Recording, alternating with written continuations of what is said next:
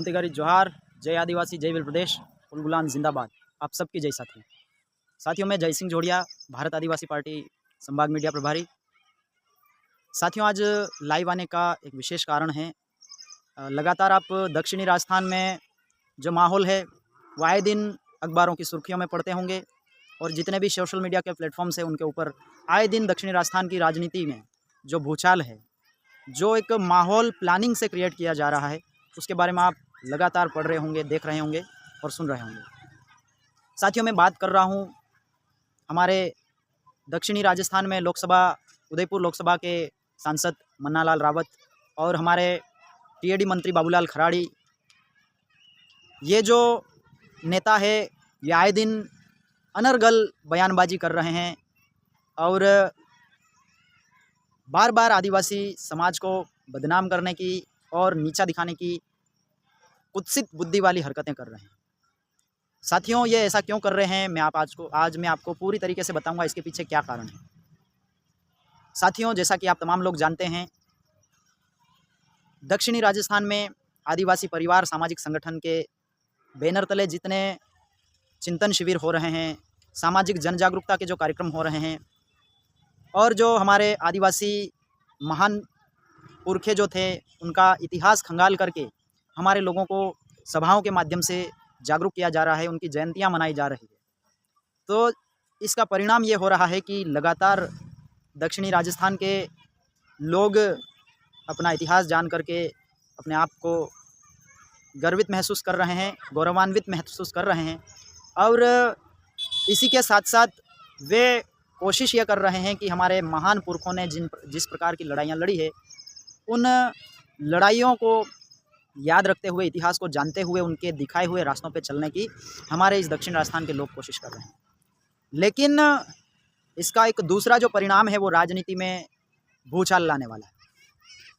आदिवासी परिवार के इन सामाजिक जन जागरणों के चलते लगातार दक्षिणी राजस्थान की जो राजनीतिक ज़मीन है वो कहीं ना कहीं पार्टियों के कब्जे से खिसकने लगी और इसका परिणाम भी आपको विधानसभा और लोकसभा चुनाव में अच्छा खासा देखने को मिला।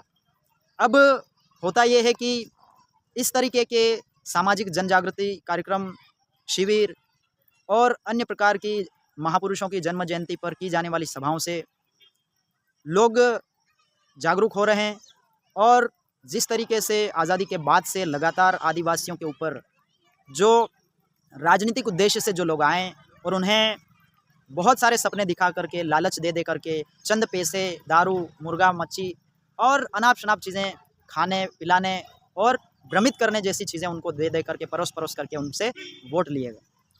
और इसका परिणाम ये हुआ कि हमारे लोगों की भी आदत बनने लग गई कि एक जो राजनीतिक जो दृष्टिकोण है, उनकी मानसिकता भी ऐसी बनने लग गई कि कुछ नहीं होता राजनीति में, सिर्फ लोग नेता बनते हैं और नेता बन करके अपने जितने भी घर परिवार हैं और जितने भी रिश्तेदार लोग हैं उनकी ज़िंदगी को वो सुधार लेते हैं और जनता को अल्टीमेटली मिलता है ठेंगा। और यही स्थिति लगातार देख देख करके लोगों में एक मानसिक भावना ऐसी बन गई कि यार राजनीति से कुछ बदलने वाला नहीं, जिसकी वजह से लोग भी इसको कैजुअल लेने लग गए। अब स्थितियाँ ऐसी है कि बहुत सारे लोग हमारे इस इलाके में चुनाव में भी वोट करने के लिए नहीं आते हैं, मजदूरी करने पलायन पे चले गए होते हैं। और किसी को हम मोटिवेट भी अगर करें तो वो लोग कहते हैं कि चुनाव कोई खाना का थोड़ी देते हैं, नेता बनने वाले सब अपने अपने घर भरेंगे और हमारी जनता की कौन सुनेगा, हम मेहनत करेंगे तो कमा के खाएंगे, वरना हमारी क्या है, हमसे वोट ले लिए जाते हैं और हमारा कुछ भी काम नहीं होता है। इस तरीके से वो लोग खुद को ठगा सा महसूस करते हैं। ऐसी स्थिति में आदिवासी परिवार और आदिवासी परिवार की जो व्यवस्थाएं हैं, उन व्यवस्थाओं और उनके कार्यक्रमों से लोगों में एक उम्मीद की लो जगने लगी। और जब आदिवासी परिवार की एक राजनीतिक विंग भारत आदिवासी पार्टी बनी, उसके बाद जो उसमें सिलेक्शन का जो प्रोसेस है वो जनता को दिया गया। इसमें कोई हाईकमान नहीं होता है, कोई किसी से खरीद फरोख्त नहीं कर सकता है। एक दूसरे के प्रति जुड़ करके युवाओं ने, एक दूसरे की भावनाओं का सम्मान करते हुए युवाओं ने इस व्यवस्था को बनाया और इस व्यवस्था की जो पकड़ है वो इतनी ज़बरदस्त होती जा रही है जिसकी वजह से तमाम राजनीतिक संगठन हैं थर थर थर थर काँपने लगे। अब ऐसी स्थिति में ये लाजमी था कि जो आदिवासियों के नाम पर वोट बैंक की राजनीति करने वाली जो पार्टियां थी, उनका जो राजनीतिक जो उनकी ज़मीन है वो जाहिर सी बात है खिसकने लगेगी। ऐसी स्थिति में आज जो आदिवासियों के सर्टिफिकेट लगा करके जो लोग रिजर्व्ड सीटों से जीत करके उन पार्टियों के तलवे चाट रहे हैं जिन्होंने उन्हें टिकट दिया है और जिताया है, वे लोग आए दिन उनके आलाकमान अधिकारियों, उनके बड़े नेताओं, उनके सभी कार्यकर्ताओं के द्वारा बनाए गए प्रेशर की वजह से आए दिन अनर्गल बयानबाजी करके इस अनुसूचित क्षेत्र में अशांति का माहौल क्रिएट कर रहे हैं। अब आप देखेंगे कि बीजेपी की सरकार क्या पहली बार बनी है? क्या 18 से पहले बीजेपी की सरकार नहीं थी? क्या पाठ्यपुस्तक निर्माण समिति को ये बात समझ में नहीं आई थी? क्या इतिहासकारों को मानगढ़ का इतिहास नहीं पता था? अब ऐसी स्थिति में एक व्यक्ति जो लगातार आरएसएस की भक्ति करता है, उस संगठन से जुड़ा रहता है, वनवासी कल्याण परिषद नाम से आश्रम चलाते, उनके माध्यम से आदिवासी युवाओं को राजनीति से जोड़ा जाता है, कार्यकर्ता बनाया जाता है, और ऐसे करते करते एक व्यक्ति सांसद बन जाता है। और सांसद बनने के बाद वो पूरी तरीके से अपनी पार्टी के हर एक मुद्दे को बिना सोच विचारे, बिना अपने विवेक को लगाए, वो अंधानुकरण करते हुए आदिवासी सर्टिफिकेट से जो लीडर बना है उसी समाज को गाली देने लग जाता है, उसी समाज के लोगों को नक्सलाइट कहने लग जाता है, उसी समाज के लोगों के इतिहास को ख़त्म करने की बात करता है। मैं उनसे कह देना चाहता हूँ कि वक्त रहते संभल जाइए। आपका खुद का कोई इतिहास नहीं है। आप आदिवासियों के गौरवशाली इतिहास के ऊपर अगर उंगली उठाओगे, उसको बदलने की बात करोगे, तो आने वाले समय में लोग आपको ऐसे बदलेंगे, कोई पहचान नहीं पाएगा। इसलिए इतनी घिनौनी मानसिकता के साथ आप अपनी पार्टी की भक्ति कर रहे हैं, करें भक्ति, हमें आपसे कोई आपत्ति नहीं, लेकिन आदिवासी समाज के इतिहास के ऊपर यदि आंच आएगी तो हम चुप नहीं बैठेंगे। आपको किसने ये ठेका दिया? क्या मन्नालाल रावत सांसद इतिहास को बदलेंगे? क्या इतिहास मन्नालाल रावत जैसे सांसद लोग इतिहास बनाएंगे? क्या उसके लिए पाठ्य पुस्तक निर्माण समिति नहीं है?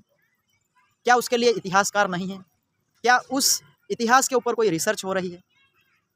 आज लगातार दक्षिणी राजस्थान में आदिवासी परिवार और भारत आदिवासी पार्टी का जो परचम लहरा रहा है, इससे डर करके आज इसके कार्रवाई को रोकने के लिए इस तरीके की एकदम तुच्छ मानसिकता के साथ आज वो व्यक्ति आदिवासियों के इतिहास के ऊपर भी चोट करने लग गया है। आज लगातार हम देख रहे हैं टीएडी मंत्री जो है वो भी बार बार आकर के इस तरीके की धर्म की राजनीति की बातें कर रहे हैं, बार बार धर्म के ऊपर कमेंट कर रहे हैं। भाई, आपको टीएडी मंत्री बनाया है, आप टीएडी एरिया के विकास के लिए काम करिए ना। ट्राइबल एरिया डेवलपमेंट जो विभाग है उसका मंत्री हो आप। उस मंत्रालय में कितनी सारी योजनाएं हैं, उन योजनाओं में कितना बजट आता है, वो बजट वाकई में धरातल पे लग रहा है या नहीं लग रहा है? टीएडी विभाग के अंतर्गत जितने भी हॉस्टल आश्रम्स वगैरह हैं वो क्या सुचारू रूप से चल रहे हैं या नहीं चल रहे हैं? टीएडी विभाग में जो माँ बाड़ियाँ हैं उनमें वास्तविक शिक्षा, गुणवत्तापूर्ण शिक्षा मिल रही है या नहीं मिल रही? टीएडी विभाग और टीएसपी एरिया में जितने भी सरकारी व्यवस्था के जो सिस्टम बने हुए हैं क्या वो प्रॉपरली वर्क कर रहे हैं या नहीं कर रहे हैं? इन सारी चीज़ों की निगरानी करने की बजाय आप धर्म की बातें कर रहे हैं, आए दिन धर्म के ऊपर बहस करते हैं। आज मैं आपको कह देना चाहता हूँ, आदिवासी धर्म पूर्वी समाज है। आदिवासियों का जो धर्म है वो मूल एकदम प्रकृति से जुड़ा हुआ है। आप बहुत सारे लोगों को ये जानकर आश्चर्य होगा कि जितने भी प्रकृति में तत्व आपको दिखाई देंगे उन हर एक तत्व की आदिवासी पूजा करता है।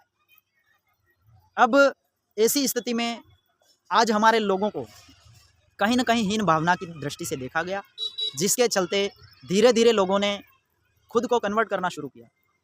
क्योंकि आसपास में जब लोग खुद को बड़ा कहने लग जाते हैं तो दूसरे जो लोग होते हैं वो खुद को अपमान सा महसूस करते हैं। ऐसी स्थिति में वो लोग अपनी जातियाँ और धर्म सब कुछ बदलने को तैयार हो जाते हैं, खुद को बड़ा दिखाने के लिए। तो ऐसी स्थिति में आदिवासियों का डाइवर्जन हुआ है। आदिवासियों ने खुद का कोई पृथक, कोई धर्मकोलम नहीं होने की वजह से आदिवासियों ने खुद को हिंदू मान लिया, खुद को ईसाई मान लिया, खुद को मुस्लिम मान लिया।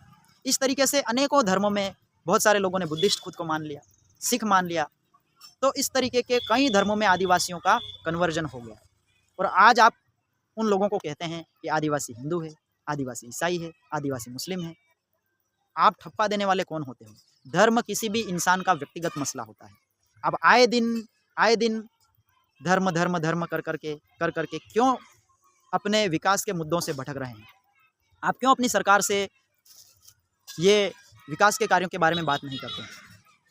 आपको डर है कि कहीं सच की पोल अगर खुल जाएगी तो आने वाले समय में हमारा राजनीतिक सुपड़ा साफ हो जाएगा।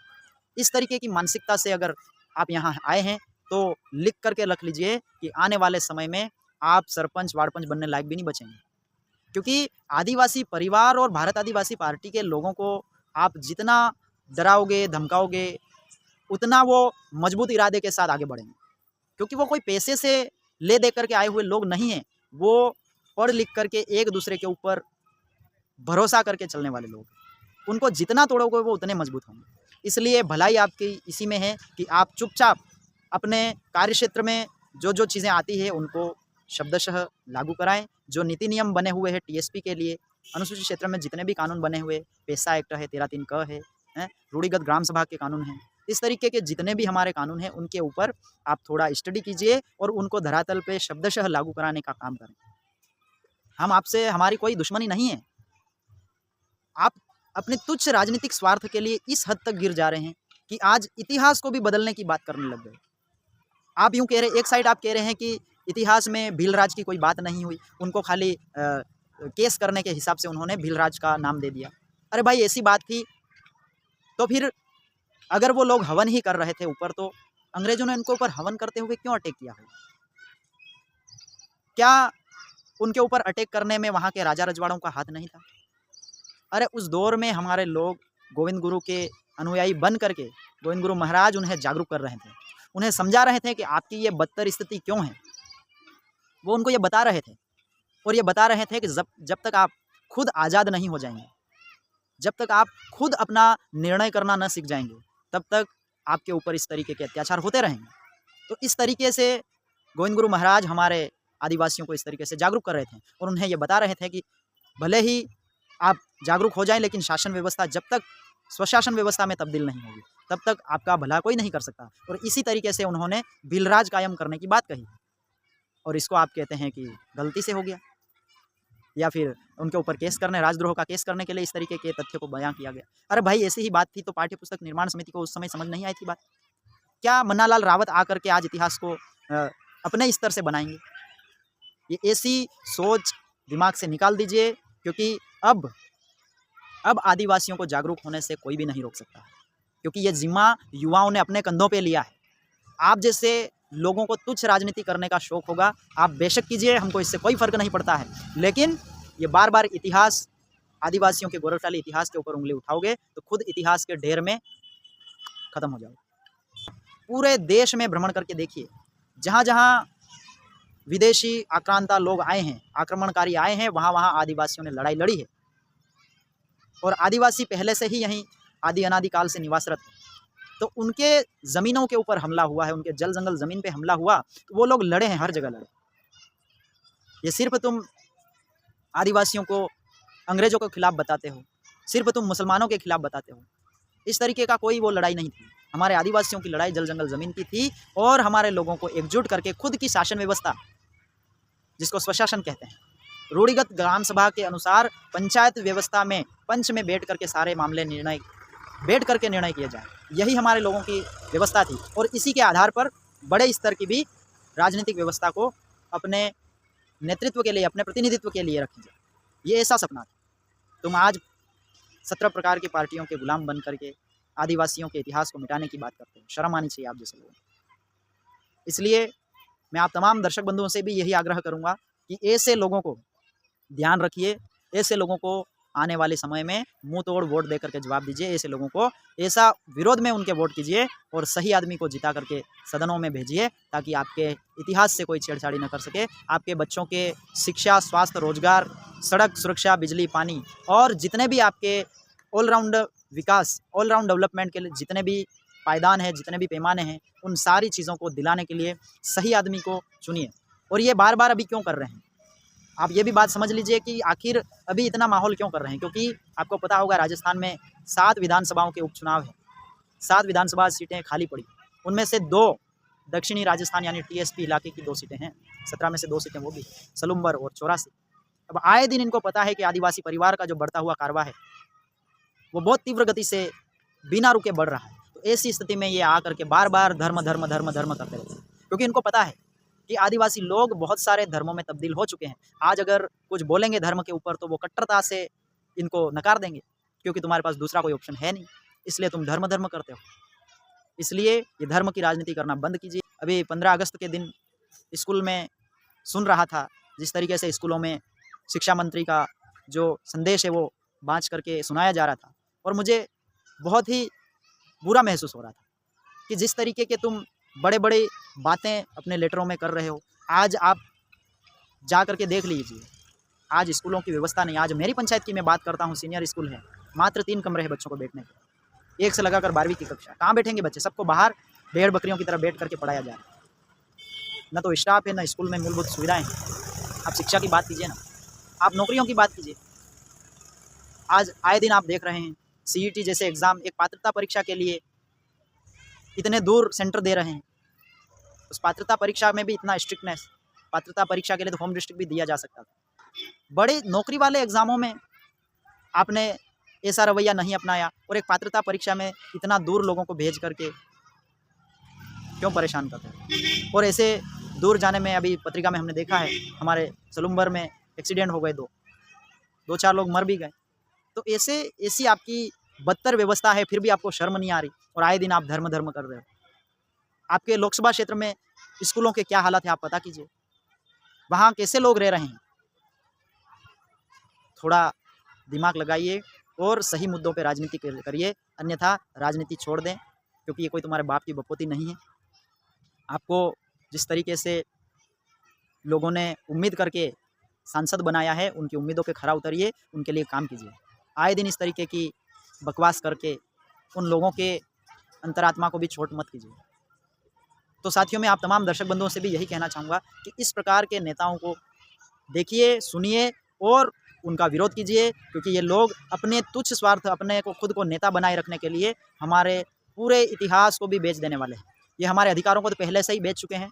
अभी हमारे थोड़ा बहुत इतिहास हम खंगाल करके निकाल रहे हैं, ढूंढ करके, हम जगह-जगह भ्रमण करके हमारे लोगों को आज जो इतिहास वार्ताओं में छिपा था, वहाँ से हम निकाल करके बता रहे हैं हमारे लोगों को, और ये महाशय एक साइड जा करके हमारे गौरवशाली इतिहास को ख़त्म करने की बात कर रहे हैं। तो ऐसे लोगों को नकारिए और जगह-जगह ऐसे लोगों का विरोध कीजिए, उनके खिलाफ प्रदर्शन कीजिए, क्योंकि ये लोग इस तरीके की हरकत कर करके अपनी तो रोटियां सेक लेंगे राजनीतिक, लेकिन हमारे हिस्से की रोटियां भी छीन करके अनाधिकारी लोगों को दे देंगे, जिनका कोई अधिकार नहीं, ऐसे लोगों को दे देंगे। तो इसलिए ये बहुत बड़ी लड़ाई है। आप तमाम लोग जागरूक होइए और ऐसे लोगों को मुँह तोड़ जवाब देना सीखिए, और जगह-जगह ज्ञापन दीजिए। कल हमारे बांसवाड़ा में भी जिला स्तरीय ज्ञापन कार्यक्रम है, और इसका विरोध हम करेंगे। तो आप तमाम लोग बांसवाड़ा ज़िले के जितने भी लोग हैं, बांसवाड़ा जिला मुख्यालय पे पहुँचे और इस ज्ञापन कार्यक्रम में शामिल होइए और अपने स्तर की भागीदारी सुनिश्चित करके विरोध जताइए। बहुत-बहुत आभार, आप सभी ने मेरी बात को बड़े ध्यान से सुना, इसके लिए बहुत-बहुत आभार आप सबको। धन्यवाद। जय जोहार, जय आदिवासी, जय प्रदेश। आप सबकी जय। उलगुलान जिंदाबाद। धन्यवाद। सब्सक्राइब कीजिए हमारे चैनल को और बेल आइकन को दबाइए हमारी लेटेस्ट वीडियो सबसे पहले देखने के लिए।